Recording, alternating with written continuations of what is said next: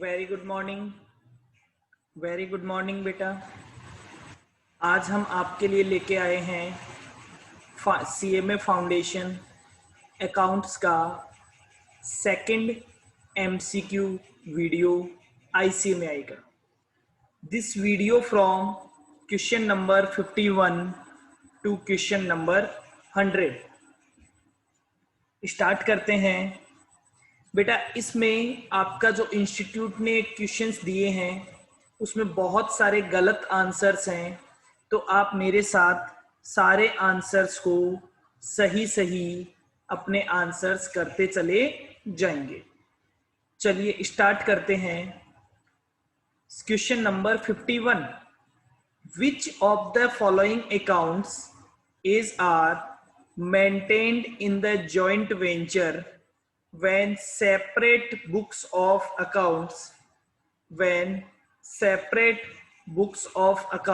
are maintained। जब separate books of accounts maintain की जाती है तो कौन कौन से अकाउंट बनाए जाते हैं बेटा। Separate books of accounts method number 1 होता है जहां पे जॉइंट बैंक अकाउंट बनाया जाता है, जॉइंट वेंचर अकाउंट बनाया जाता है और को वेंचरर्स के अकाउंट बनाए जाते हैं। तो आंसर हो जाएगा बेटा answer number D, all of above. Second question 52, at the time of preparation of final accounts balance of bad debts recovered account will be transferred to. Balance of bad debts recovered account final account बनाते वक्त कहां transfer किया जाएगा बेटा। Bad debts recovered हमारे लिए एक income की तरह होता है, तो ये प्रॉफिट एंड लॉस अकाउंट में ट्रांसफर किया जाएगा। Question number 53, in case of non for profit making concern that is NPO, endowment fund receipt is treated as a capital receipt। Endowment fund होता है बेटा जो एक लॉन्ग टर्म बाद में काम में लिया जाता है, तो एंडाउमेंट फंड जो रिसिप्ट होती है वो कैपिटल रिसिप्ट होती है। क्वेश्चन नंबर 54, ये क्वेश्चन हमारे पार्ट नंबर 1 में भी था। दूसरी तरीके से, any donation received for a specific purpose should be credited to. अगर किसी स्पेसिफिक पर्पज के लिए कोई डोनेशन मिलता है तो उसे इनकम नहीं माना जाता है, इनकम एंड एक्सपेंडिचर में नहीं लिखते हैं, उसे उसी स्पेसिफिक फंड अकाउंट में लिख देते हैं। Answer is C, answer is C, special fund account. 55, income and expenditure account shows subscription of 2,50,000। बेटा इनकम एंड एक्सपेंडिचर अकाउंट में जो अमाउंट लिखी हुई होती है वो करंट ईयर का सब्सक्रिप्शन होता है, जो सब्सक्रिप्शन हमें मिलना चाहिए था। मिला है या नहीं मिला है उस बात से कोई लेना देना नहीं होता। Subscription accrued at the beginning of the year, साल के शुरू में आपको कितना सब्सक्रिप्शन मिलना बाकी था 25,000, तो 2,50,000 इस साल का प्लस 25,000 पिछले साल का बिगिनिंग वाला, टोटल हो गया 2,75,000।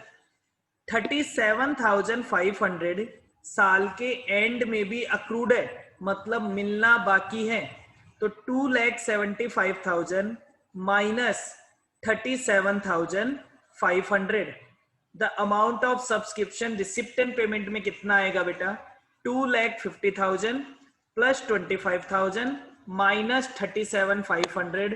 Answer is 237,500। Answer is a. 56, which of the following transaction is not recorded in cash book. Cash book में वो सारे ट्रांजैक्शन रिकॉर्ड किए जाते हैं जिनमें पैसा आता है या पैसा जाता है। बैड डेब्ट्स रिकवर्ड पैसा आता है, प्रीपेड एक्सपेंसेस पैसा जाता है। ट्रेड डिस्काउंट अलाउड, बेटा ट्रेड डिस्काउंट से ना तो पैसा आता है ना पैसा जाता है, और ट्रेड डिस्काउंट को तो कहीं भी रिकॉर्ड नहीं किया जाता है।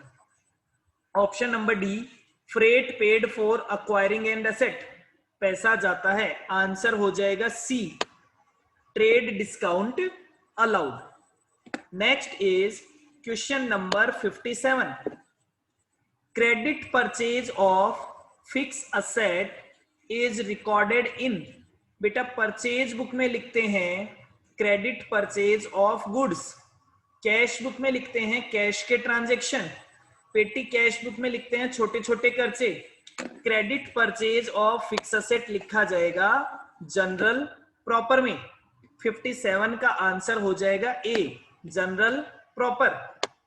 58, expenses paid but not accrued means आपने एक्सपेंस पे कर दिया लेकिन वो एक्सपेंस अभी ड्यू ही नहीं हुआ था, मतलब आपने ड्यू होने से पहले ही पे कर दिया, that is called prepaid expenses. Answer 58 का हो जाएगा बेटा prepaid expenses, answer C. Question number 59, till the discounted bill is paid by the acceptor it remains as, आपने एक बिल डिस्काउंट करवा लिया लेकिन अभी तक एक्सेप्टर ने पेमेंट नहीं किया है, तो तब तक वो बिल आपके लिए एक कंटिंजेंट लायबिलिटी रहेगा जिसे बैलेंस शीट के फुट नोट में दिखाया जाता है। तो आंसर हो जाएगा बेटा 59 का आंसर ए हो जाएगा, एक contingent liability. Question number 60, the amount of yearly depreciation under return down value method, बेटा रिटर्न डाउन वैल्यू मेथड में हर साल डेप्रिसिएशन रिटर्न डाउन वैल्यू पे लगाया जाता है, तो हर साल की अगर डब्ल्यूडीवी कम होती जाती है तो हर साल का डेप्रिसिएशन भी कम होता जाएगा। Answer is B, decrease year by year. बेटा बहुत सारे आंसर्स गलत हैं तो आप मेरे साथ साथ इन आंसर्स को सही कर लीजिए। Question number 61, goods purchased from mister A but wrongly entered in the account of mister B, mister A से गुड्स परचेज किया था लेकिन आपने मिस्टर बी के अकाउंट में लिख दिया, मतलब परचेज में तो सही लिखा है, तो rectification of error will be result in, rectification करने से क्या फर्क पड़ेगा, इंक्रीज इन ग्रॉस प्रॉफिट, क्या ग्रॉस प्रॉफिट बढ़ जाएगा, क्या ग्रॉस प्रॉफिट कम हो जाएगा, no effect on gross profit, और डी आइदर ए और आइदर बी। बेटा रेक्टिफिकेशन एंट्री में प्रॉफिट परचेज का नाम कहीं नहीं आएगा, ए और बी के खाते में गलती है, ए और बी से प्रॉफिट पे कोई फर्क नहीं पड़ता है, तो आंसर इज 61 का आंसर होगा बेटा C, no effect on gross profit. Question number 62, when cash received for services rendered in the past, आपने पास्ट में कोई सर्विस दे रखी है और उसका पैसा आज रिसीव होता है, तो बेटा जब हम सर्विस देते हैं तभी हम उसकी इनकम रिकॉर्ड कर लेते हैं, तो क्या आज पैसा मिलने से प्रॉफिट बढ़ेगा, नहीं बढ़ेगा, करंट एसेट बढ़ेगी, नहीं बढ़ेगी, क्योंकि पहले वो पैसा ड्यू था, अब वो पैसा मिल गया है, तो ना तो करंट एसेट बढ़ेगी, ना प्रॉफिट बढ़ेगा, ना ओनर्स इक्विटी बढ़ेगा, कोई फर्क नहीं पड़ेगा बेटा, डेटर्स की जगह बस कैश आ जाएगा, तो एक करंट एसेट दूसरी करंट एसेट। 62 का आंसर होगा बेटा none of this. Question number 63, stock in the hand of consignee, consignee के हैंड में जो स्टॉक होता है उसे कौन सी वैल्यू पे रिकॉर्ड किया जाता है, तो बेटा स्टॉक हमेशा कॉस्ट और market price which ever is lower पे रिकॉर्ड किया जाता है। आंसर हो जाएगा बेटा 63 का आंसर ए हो जाएगा। 64 नोटिंग चार्जेज पेड बाय, बेटा ध्यान से समझें, नोटिंग चार्जेज से रिलेटेड दो क्वेश्चन हो सकते हैं। एक noting charges borne by, bear कौन करेगा, और दूसरा पे कौन करेगा। बेटा जो पर्सन बिल का पेमेंट लेने जाता है, जिसको बिल का पैसा मिलने वाला होता है, तो जब उसे पैसा नहीं मिलता है तो पे उसी को करना पड़ता है, क्योंकि वही बिल की नोटिंग करवाता है। फाइनली वो बियर किसको करना पड़ता है, ड्रॉई की। तो अगर यहां लिखा होता नोटिंग चार्जेज बॉर्न बाय, तो हम लिख देते ड्रॉई, लेकिन यहां लिखा हुआ है पेड बाय, तो इसका आंसर हो जाएगा सी, द पेई। 64 का आंसर हो जाएगा सी, द पेई। Question number 65, the valuation procedure for stock is cost or net realizable value, whichever is lower the procedure follows as per historical cost concept, going concern concept, money measurement concept और conservatism concept. This is called conservatism concept कि अगर कोई loss हो गया है तो उसे आज ही रिकॉर्ड कर लीजिए, लेकिन अगर प्रॉफिट हुआ है तो आज रिकॉर्ड मत कीजिए। मतलब अगर मार्केट वैल्यू कॉस्ट से ज्यादा पे है तो कॉस्ट पे रिकॉर्ड कीजिए, लेकिन अगर मार्केट वैल्यू कॉस्ट से कम हो चुकी है तो भैया लॉस को आज रिकॉर्ड कर लीजिए। आप स्टॉक को कौन सी वैल्यू पे रिकॉर्ड करेंगे, आप स्टॉक को कॉस्ट और NRV which ever is lower पे रिकॉर्ड करेंगे। कंजर्वेटिज्म कॉन्सेप्ट 65 का आंसर होगा D. Question number 66, when incomes recognized on cash basis and expenditure recognized on accrual, मतलब इनकम को रिकॉर्ड करो केस बेसिस पे, खर्चे को रिकॉर्ड करो अक्रूवल बेसिस पे। द सिस्टम, उस सिस्टम को क्या बोलेंगे, क्या अक्रूवल सिस्टम बोलेंगे, क्या केस सिस्टम बोलेंगे, क्या मर्केंटाइल बोलेंगे, या हाइब्रिड बेसिस बोलेंगे। बेटा हाइब्रिड मिक्सचर है, कुछ आइटम आप कैश पे दिखा रहे हो, कुछ आइटम आप अक्रूवल पे दिखा रहे हो, तो ये सिस्टम कौन सा कहलाता है, hybrid basis of accounting. Point number 67, which one is not considered as capital expenditure. बेटा आर्किटेक्चर की फीस नई बिल्डिंग बनाने में लगाई जाती है, डिमोलिशन कॉस्ट नई बिल्डिंग से पहले पुरानी बिल्डिंग का अगर कोई स्ट्रक्चर बना हुआ है उसे तोड़ना डिमोलिशन कॉस्ट कहलाता है, legal cost for buying property वो भी कैपिटल एक्सपेंस, लेकिन डेप्रीशिएशन रेवेन्यू खर्चा होता है, डेप्रीशिएशन। तो आंसर इज ए, 67 का आंसर हो जाएगा बेटा ए।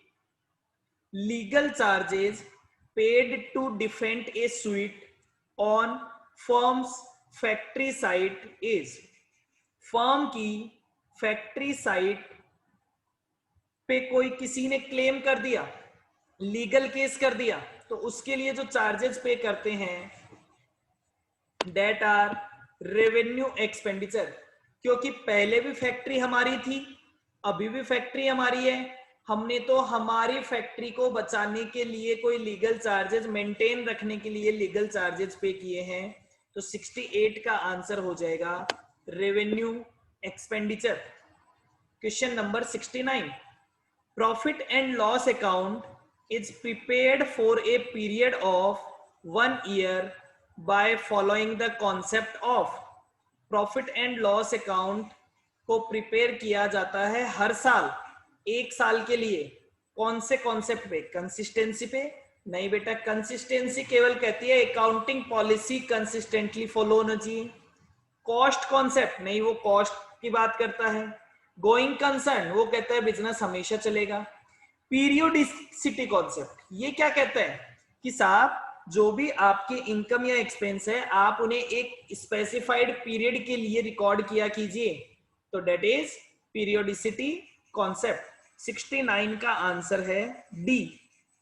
Question number 70, the trial balance checks nature of business. क्या ट्रायल बैलेंस से नेचर ऑफ बिजनेस पता चलता है? नहीं।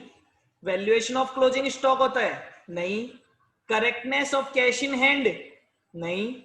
एरिथमेटिकल एक्यूरेसी, तो ट्रायल बैलेंस आपको एरिथमेटिकल एक्यूरेसी देता है।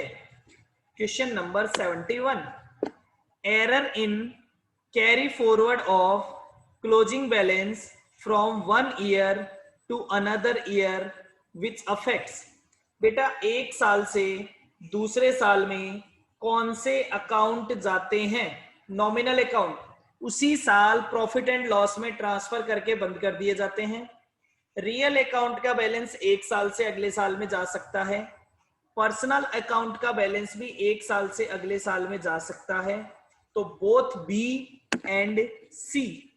Okay, next is if a bill is 72, if a bill drawn on 30th July 2018 for 60 days, payment must be made on, payment कब कर दिया जाना चाहिए? ठीक है बेटा, एक बिल लिखा गया 30 डेज के लिए, तो ड्यू डेट क्या होगी? सबसे पहले 30 डेज काउंट करते हैं। जब भी डेज में दिया हुआ हो आप डेज काउंट करेंगे। जुलाई के डेज हो गए बेटा 18 डेज, जुलाई के 18 days. There after August 31 days, remaining is 11 days, that is 11 September plus 3 grace days. तो 11 September plus 3 days, that is 14 September, that is 14 September. Answer हो जाएगा बी 14 सितंबर। आंसर हो जाएगा बेटा 72 का आंसर हो जाएगा B 14 September. Answer 73, manufacturing account is prepared. Manufacturing account क्यों बनाया जाता है? ग्रॉस प्रॉफिट निकालने के लिए? नहीं। Trading account, P and L, profit and loss, cost of good sold, cost sheet, to ascertain the cost of goods manufactured. जो goods बनाई है उनकी कॉस्ट निकालने के लिए मैन्युफैक्चरिंग अकाउंट बनाया जाता है। 73 का आंसर है ए। 74, which one of the following is not a financial statement? Trial balance, बिल्कुल बेटा सबसे पहला ही आंसर है। ट्रायल बैलेंस फाइनेंशियल स्टेटमेंट्स का पार्ट नहीं होता है, वो केवल और केवल में अरिथमेटिकल एक्यूरेसी निकालने चेक करने के लिए बनाया जाता है। Question number 75, any revenue expense for which A separate fund is available. कोई ऐसा रेवेन्यू खर्चा जिसके लिए सेपरेट फंड अवेलेबल हो, तो उस खर्चे को सेपरेट फंड में ही डेबिट किया जाएगा। Debited to separate fund. 75 का आंसर होगा सी। 76, is not objective of accounting give accurate information, keep record in a systematic manner, gives recorded analysis, a certain financial position of business. बेटा accounting से financial position का भी पता चलता है, data का एनालिसिस भी हो जाता है, सिस्टमेटिक मैनर में भी रिकॉर्ड किया था। ये जरूरी नहीं है कि अकाउंटिंग एकदम आपको एक्यूरेट इंफॉर्मेशन दे, उसमें कुछ गलतियां हो सकती हैं। Human errors are always there. तो हम ये कभी नहीं कह सकते कि accounting is always gives accurate information. Question number 77, which of the following is not a paper transaction? कौन सा एक पेपर ट्रांजेक्शन नहीं है? चार्ज ऑफ डेप्रिसिएशन, आप डेप्रिसिएशन को चार्ज करने की एंट्री करते हैं? यस सर, हो जाती है। डिस्काउंट रिसीव्ड, बिल्कुल। बैड डेब्ट्स रिटर्न ऑफ, और cash stolen from office. Cash चोरी होना कोई भी पेपर ट्रांजैक्शन नहीं है। कैश चोरी होना पेपर ट्रांजैक्शन नहीं है। आंसर हो जाएगा डी। 77 का आंसर हो जाएगा D. Which of the following is capital expenditure? Repair हमेशा रेवेन्यू खर्चा होता है, लॉकर का रेंट रेवेन्यू खर्चा होता है, हर साल जो सब्सक्रिप्शन बनता है। डिमोलिशन कॉस्ट, बेटा डिमोलिशन कॉस्ट होती है जब कोई नई एसेट बनानी होती है, तो उसके लिए पुरानी वाली एसेट को जब हम तोड़ के नई एसेट बनाते हैं, तो पुरानी एसेट को तोड़ने के लिए जो कॉस्ट लगाई जाती है उसे बोलते हैं demolition cost. Capital expenditure 79, advertising expense for launching a new product of company. बेटा पहले ये खर्चा डेफर्ड रेवेन्यू एक्सपेंडिचर होता था, बट अब ये खर्चा रेवेन्यू एक्सपेंडिचर होता है। अब डेफर्ड रेवेन्यू एक्सपेंडिचर जैसा कोई कॉन्सेप्ट ही नहीं होता है। नेक्स्ट बोलता है बेटा question number 80, question number 80, does fulfil the function of both a journal और ए लेजर? इनमें से कौन सा आइटम ऐसा है जो एक जनरल का काम भी करता है और जो एक लेजर का काम भी करता है? तो बेटा परचेज बुक एक लेजर होती है, सेल्स बुक एक लेजर जनरल होती है, परचेज बुक भी एक जनरल होती है, बिल्स पेबल बुक भी सब्सिडरी जनरल्स होती है, बट कैश बुक वो एक जनरल का भी काम करती है और वो एक लेजर का भी काम करती है। हम स्पेसिफाइडली उसे लेजर कहते हैं, बट वो एक जनरल का भी काम करती है। तो cash book is does fulfil function of both a journal और a ledger. Which of the following is a artificial personal account? बेटा कोई भी कॉर्पोरेट, कोई भी जो कंपनी होती है, that are artificial personal account जिसका लीगल एग्जिस्टेंस होता है, that is SBI account. A option 81 का ऑप्शन हो जाएगा A. Question number 82, accounting cycle ends with preparation of. Accounting cycle कब एंड होता है? जनरल बनाने के बाद, trial balance, financial statement, closing entry. बेटा सबके लास्ट में बनाए जाते हैं फाइनेंशियल स्टेटमेंट्स, तो आंसर हो जाएगा बेटा सी आंसर। 82 का आंसर होगा C. 84, journal proper used to record. Journal proper किसको रिकॉर्ड करने के लिए बनाया जाता है? Bad debts recovered. बेटा बैड डेब्ट्स रिकवर्ड पैसा आता है तो कैश बुक में रिकॉर्ड किया जाएगा। All cash purchase of asset other than goods. बेटा कैश परचेज जो भी होती है वो कैश बुक में आती है। राइटिंग ऑफ बैड डेब्ट्स और purchase of goods on credit. बेटा जब उधार माल खरीदते हैं तो परचेज बुक में आता है। 83 का आंसर हो जाएगा बैड डेब्ट्स को राइट ऑफ करने के लिए जनरल प्रॉपर बनाई जाती है। Question number 84, in case of deposit of cheque into bank but not collected the balance is less as per. अब ये कहता है कि आपने बैंक में एक चेक डिपॉजिट कराया तो बैंक का कैश बुक का बैलेंस बढ़ गया, लेकिन बैंक में पैसा कलेक्ट नहीं हुआ तो बैंक का बैलेंस कम है। तो आप कौन से बैलेंस में से लेस करेंगे? कैश बुक का बैलेंस ज्यादा है तो हम लेस कर देंगे कैश बुक के बैलेंस में से। ठीक है, the balance is less, the balance is less. अब बेटा क्वेश्चन को समझिए ध्यान से, क्वेश्चन को समझिए ध्यान से। क्वेश्चन क्या कह रहा है? वो आपसे ये नहीं पूछ रहा है कि आप किस में से कम करेंगे। सबसे पहले आप ये पढ़ते हो, ये बोल रहा है the balance is less as per. किसके हिसाब से बैलेंस कम होगा?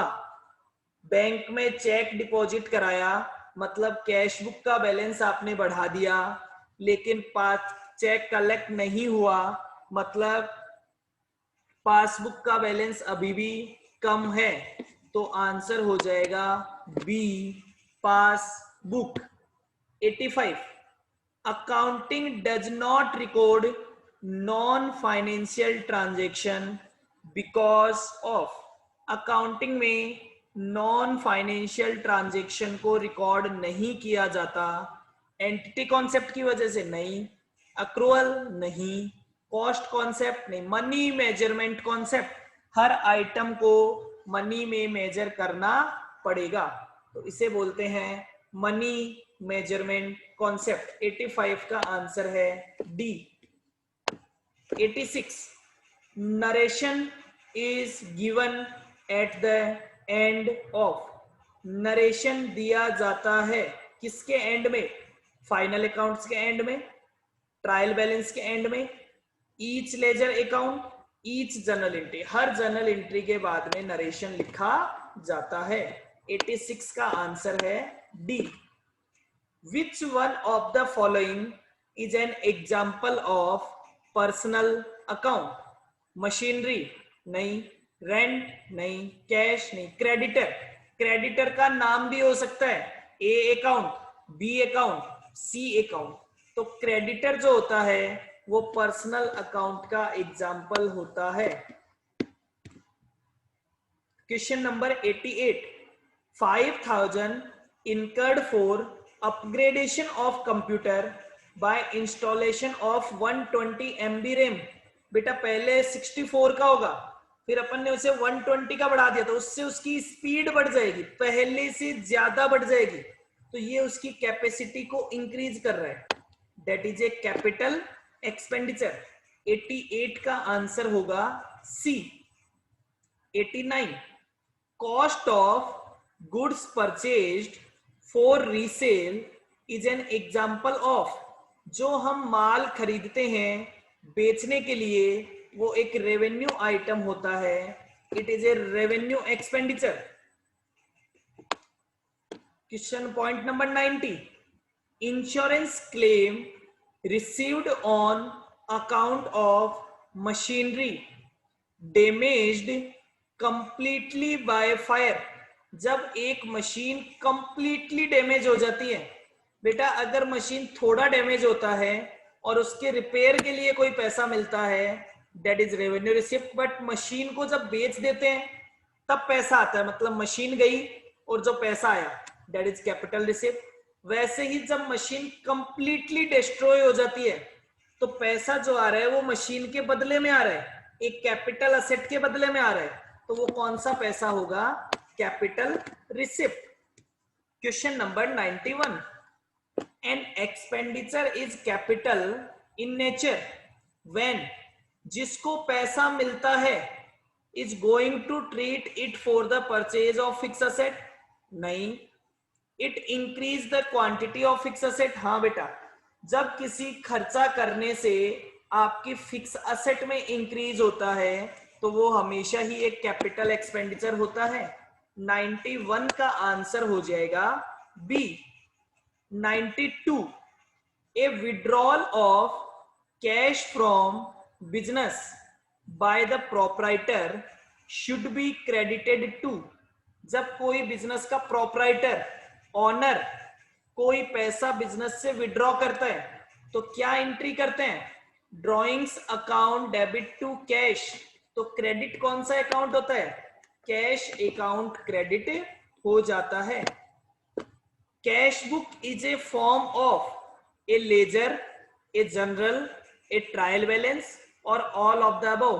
बेटा कैश बुक स्पेसिफिकली एक लेजर होता है, वो जनरल का भी काम करता है, बट वो किसके फॉर्मेट में होता है, वो एक लेजर अकाउंट के फॉर्मेट में होता है, डेबिट क्रेडिट का कॉन्सेप्ट होता है। डन। 93 का आंसर होगा ledger. 94, a sale of goods to Laxman for cash should be debited to, बेटा जब कैश में सेल की जाती है तो एंट्री होती है cash account debit to sale, तो डेबिट की जाएगी कैश अकाउंट। 94 का आंसर हो जाएगा B. 95, the bad debts written off subsequently recovered are, earlier bad debts written off earlier as bad, subsequently recovered, पैसा आता है तो एंट्री क्या होती है? डेबिटेड, नहीं तो cash account debit to bad debts recovery account. Answer is B, credited to bad debts recovery account. Question number 96. Which one of the following is an external cause of depreciation? Overuse internal है, abnormal occurrence, time element और obsolescence. Obsolescence का मतलब बेटा market में नई technology आ गई तो आपकी एसेट पुरानी हो गई, तो ऑब्सोलेंस एक एक्सटर्नल कॉज होता है, उस पे वो आपके कंट्रोल में नहीं होता. 97. एक मशीन का ओरिजिनल कॉस्ट है 1,50,000 जिसका रेजिडुअल वैल्यू है 10,000. डेप्रिसिएशन चार्ज किया जाता है WDV मेथड से. आपको थर्ड ईयर का डेप्रिसिएशन में बताना है, तो बेटा WDV मेथड में डेप्रिसिएशन लगाया जाता है WDV पे. तो पहले साल 1,50,000 में 10% डेप्रिसिएशन लगा दिया, तो पहले साल के एंड में WDV बची होगी 1,35,000. दूसरे साल 1,35,000 पे 10% डेप्रिसिएशन लगा दिया, तो दूसरे साल के एंड में WDV बची होगी 1,21,500. उस पे 10% डेप्रिसिएशन, तीसरे साल का डेप्रिसिएशन 121,500 का 10%, दैट इज 12,150. आंसर हो जाएगा सी, 12,150. Question number 98. On which of the following asset depreciation is charged on depletion method? बेटा डिप्लीशन मेथड उन असेट्स पे लगता है जो वेस्टिंग असेट्स होती है, जो धीरे धीरे खत्म हो जाएगी, जैसे माइंस और quarries. Question number 98, answer is D, mines and quarries. Question number 99. If a sum of 1,500 received from a debtor Lakshman has not been recorded in the books. बेटा डेटर से एक पैसा रिसीव हुआ, उसको आपने बुक में record नहीं किया, तो क्या आपका प्रॉफिट बढ़ जाएगा? क्या आपका प्रॉफिट कम हो जाएगा? क्या असेट कम हो जाएगी? बेटा कुछ नहीं होगा, पहले वो डेटर में लिखा हुआ था. अगर पैसा मिल जाता तो डेटर कम हो जाते, कैश बढ़ जाता. आपने तो कहीं पे लिखा ही नहीं, तो अभी भी डेटर ज्यादा है, तो कोई फर्क नहीं पड़ेगा. 99 का आंसर होगा none of above. Question number 100. It goods worth 1,750 returned to supplier is wrongly entered in the sales return book as 1,570. बेटा मैंने सप्लायर को माल वापस दिया था, तो मेरा प्रॉफिट बढ़ना चाहिए, परचेज कम होती है, परचेज रिटर्न, लेकिन मैंने उसे सेल्स रिटर्न मान लिया, मतलब मैंने अपनी सेल में से कम कर दिया. तो बेटा परचेज रिटर्न तो लिखा नहीं, मतलब 1,750, और सेल्स रिटर्न और मान लिया 1,570, तो टोटल हो गया 3,320. तो मेरा प्रॉफिट डिक्रीज हो जाएगा 3,320 से. 100 का आंसर हो जाएगा 3,320. बेटा ये हमारे थे हमारा MCQ का सेकंड पोर्शन. इसमें आपके बहुत सारे आपके बुक में आंसर्स गलत दे रखे हैं, आप सारे आंसर्स को सही कर लें, ठीक है. एक लास्ट पार्ट हम आपको कल अपलोड करेंगे. This is the second portion. Last portion is 54 question, वो अपन कल अपलोड करेंगे. फटाफट से आप इसको रीड आउट कीजिए, आप बताइएगा आपको कैसा लगा. अच्छा लगे तो लाइक और शेयर कीजिए. हमारे चैनल VS क्लासेस CMA को सब्सक्राइब भी करेंगे. All the best, keep studying. Thank you.